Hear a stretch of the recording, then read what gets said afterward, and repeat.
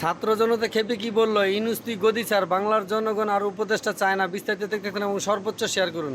এক বছরে ওনার সংস্কার নামে আমরা কি দেখেছি? ভোগ বিলাসিতা ছাড়া আর কিছুই দেখিনি। ওনাকে ভোগ বিলাসিতা করার জন্য এতগুলো মায়ের সন্তান জীবন দিয়ে ক্ষমতার মস্তদে বসায়নি। আমরা সংস্কারের নামে কি দেখেছি? ডক্টর ইউনূসের 650 কোটি টাকা মওকুফ করতে দেখেছি। সংস্কারের নামে আমরা দেখেছি ডক্টর ইউনূসের শতাধিক মামলা প্রত্যাহার করতে দেখেছি।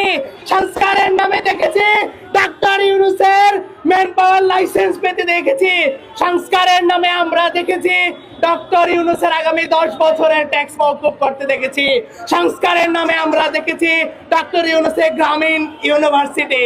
তারা তাদেরটা 16 আনা বুঝে নিচ্ছে। নেক, আমাদের দুঃখ নাই, কিন্তু আমাদের দুঃখ তাদেরকে যারা জীবন দিয়ে ক্ষমতার মসনদে বসাইলো, তারা সেই শহীদদের বিচারের জন্য কি করেছে? আজকে 1 বছর হয়ে গেছে।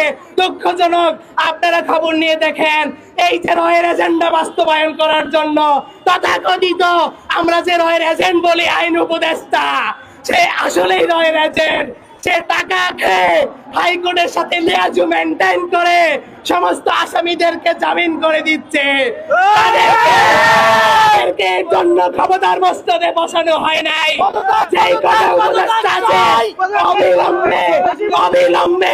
অবিলম্বে আইন উপদেষ্টাকে পদত্যাগ করতে হবে, না হলে তাকে শহীদ পরিবার জুতা পিটা করে আসিফ নজরুলকে ক্ষমতার মস্তদ থেকে বসাইলো।